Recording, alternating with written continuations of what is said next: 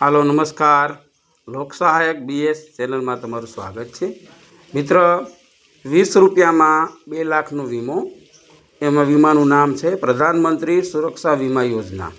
પ્રધાનમંત્રી સુરક્ષા વીમા યોજના પણ કહેવાય, પ્રધાનમંત્રી વીમા યોજના પણ કહેવામાં આવે છે।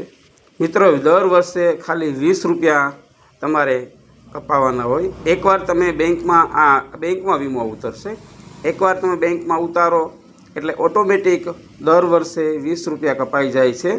અને મિત્ર, આ વીમો અકસ્માત વીમો છે। કોઈ પણ અકસ્માત થાય તો 2 લાખ રૂપિયા મળે।